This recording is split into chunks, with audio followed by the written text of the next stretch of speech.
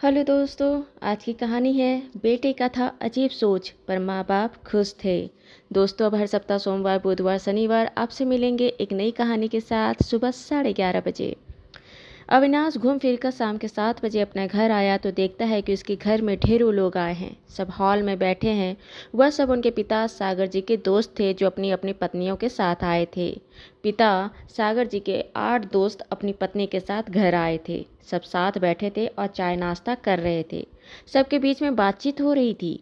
अविनाश जब घर में घुसा तो वहाँ के माहौल को देखकर उसे लगा कि शायद कुछ गंभीर बातें हो रही है। उसने ज़्यादा ध्यान नहीं दिया। पानी लेने के लिए किचन गया तभी उनके पिता के एक दोस्त जिग्नेश जी ने कहा कि बाल बच्चे जब बड़े हो जाते हैं तो एक बार के लिए भी अपने माँ पिता के बारे में नहीं सोचते हैं। जब उनकी उम्र हो रही है तो बच्चों को उनके साथ रहना चाहिए। उनके माँ बाप अपने बच्चों को पढ़ाते हैं लिखाते हैं, इसलिए नहीं कि वह बुढ़ापा अकेले काटे। बच्चा अच्छा पढ़ते लिखते हैं और फिर नौकरी करने विदेश चले जाते हैं। वहाँ जाने के बाद फिर कभी वापस लौटते ही नहीं।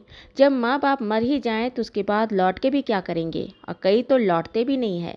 माँ बाप मर जाते हैं और उनके अंतिम संस्कार भी उनके बच्चों के बिना ही होता है।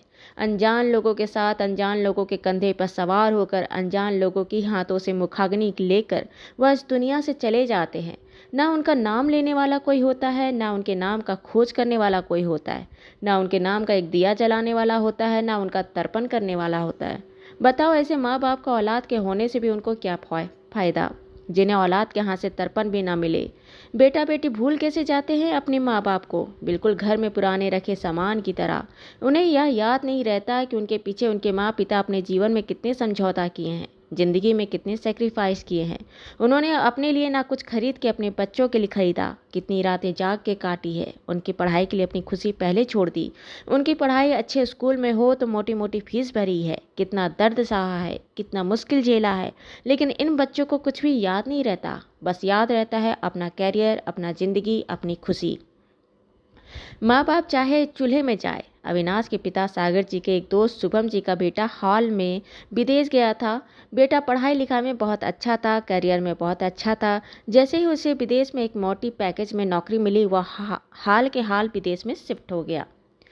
उसके जाने के तुरंत बाद शुभम जी और उनकी पत्नी को यह लगने लगा कि जैसे आए दिन अखबार में पढ़ते हैं कि बेटा बेटी विदेश में सेटल हो चुके हैं और माँ बाप घर पर मर गए, और बेटा बेटी झांकने भी नहीं आया कि अब तो माँ बाप मर भी गए हैं, अब जाकर भी क्या करेंगे, कहीं ऐसी दुर्गति हमारी ना हो जाए।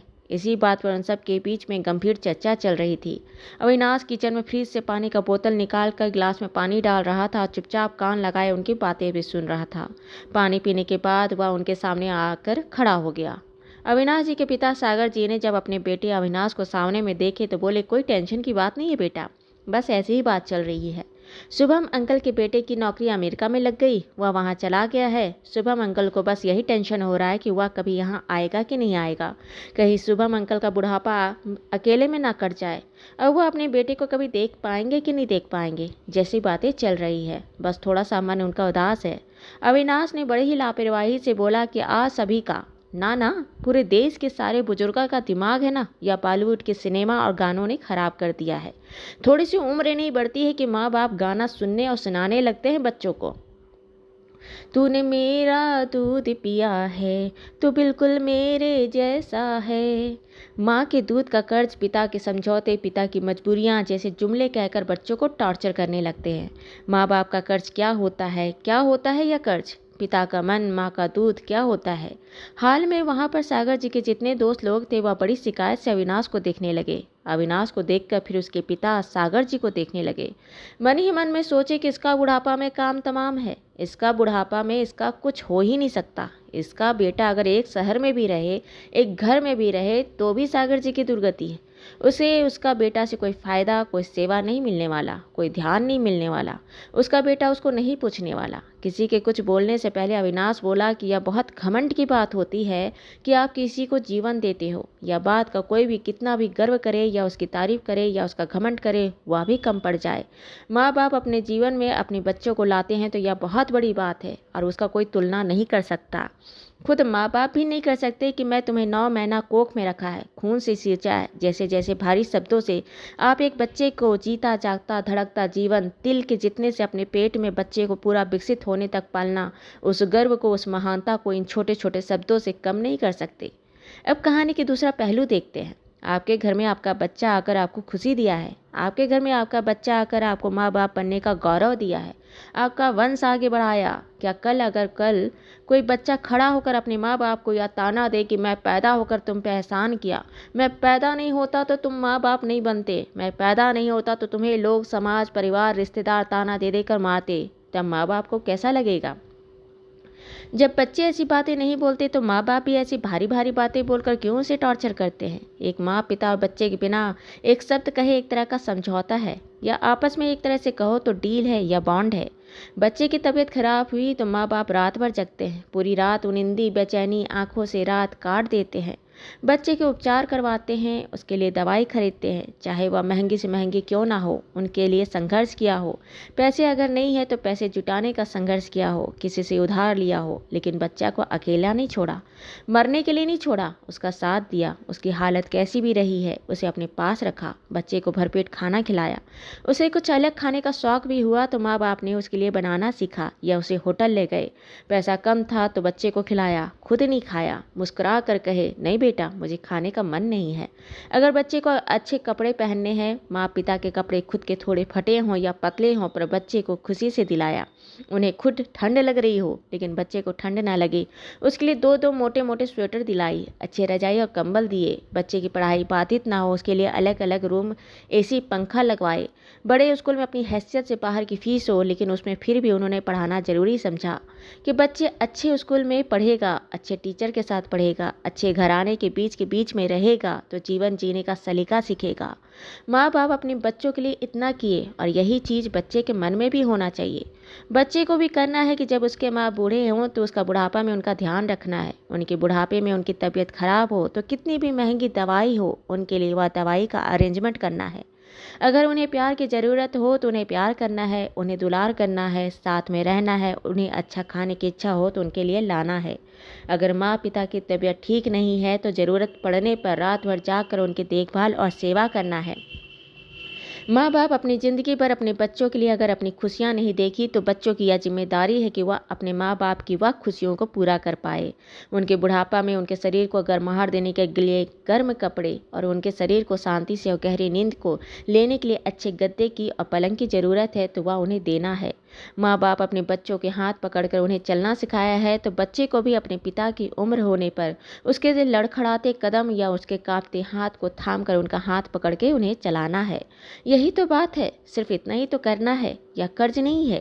एक बच्चा जब आता है वो अपने लिए कुछ नहीं कर सकता, उस समय उसके माँ बाप उसके लिए करते हैं, और माँ पिता बुजुर्ग हो तो बच्चे को उनका करना है।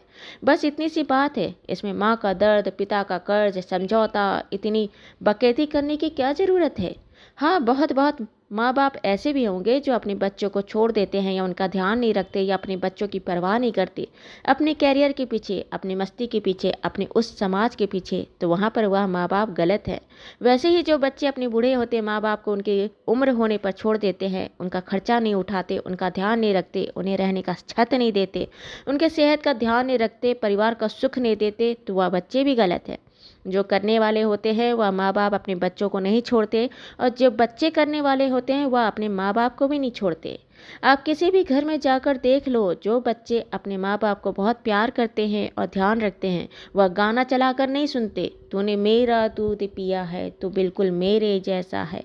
वह बस करते हैं, या तो बिना बोले भगवान के द्वारा बनाया गया एक चक्र है कि एक समय पर बच्चा जब पैदा होता है, असहाय रहता है, तब माँ बाप उसके लिए करते हैं, और जब एक समय पर वही माँ बाप बूढ़े हो जाते हैं और असहाय हो जाते हैं तो बच्चों को उनके लिए करना है। एक इंसान का अगर औसत उम्र अगर 50-60 साल है तो शुरुआत के उसके 25-30 साल उसे अपने बच्चों के लिए करना है, और बाकी बचे 25-30 साल उसे अपने माँ बाप के लिए करना है। बस इतनी सी तो गणित है, और क्या है। इतना कहते हुए अविनाश मुंह से सीटी मारता हुआ कमरे की ओर चला गया। वहाँ पर सागर जी के जितने भी दोस्त और उनकी पत्नियां बैठी थी वह अविनाश को जाता देखते रह गए। अविनाश ने जो बात कहा था वह बिल्कुल सही तो कहा था। माँ पिता बड़े बुजुर्ग सब कह रहे थे बस अपने अपने बारे में सोच के, लेकिन एक बेटे एक बच्चे की तरह से उन्होंने कभी सोचा नहीं था। सही बात है, जो करने वाला इंसान होता है, चाहे वह माँ बाप हो, वह अपने बच्चों को किसी भी हाल या परिस्थिति में पालता ही है। पालता है, चाहे वह कितना गरीब हो, अपंग हो या मुश्किल हालात में है। वह पत्नी बच्चे को पालता है। जो बच्चे जो अपने माँ बाप के लिए करना चाहते हैं, वह कैसे भी हालात में हो, गरीब हो, बेरोजगार हो, अशिक्षित हो, लेकिन वह अपने माँ बाप के लिए करते हैं। थोड़ी देर पहले जहां सागर जी के सारे दोस्तों को सागर जी के बेटे अविनाश को देखकर लगा था कि सागर जी का तो बुढ़ापा ही खराब है, उसका तो कुछ हो ही नहीं सकता, उसका बेटा का साथ में रहना ना रहने से कोई मतलब नहीं, सागर का तो जीवन ही खराब है। लेकिन जब अविनाश की सारी बातें सुनी तो वह समझे कि नहीं, सागर जी से ज़्यादा किस्मत वाला कोई नहीं। उसके बेटे अविनाश को पता है कि उसे अपने माँ बाप के लिए क्या करना है, क्योंकि उसे यह पता है कि उसके माँ बाप ने उसके लिए क्या किया है। दोस्तों, ये कहानी आपको अच्छी लगी हो तो इसे लाइक करें, शेयर करें, सब्सक्राइब करें और मिलते हैं एक नई कहानी के साथ एक छोटे से ब्रेक के बाद। धन्यवाद।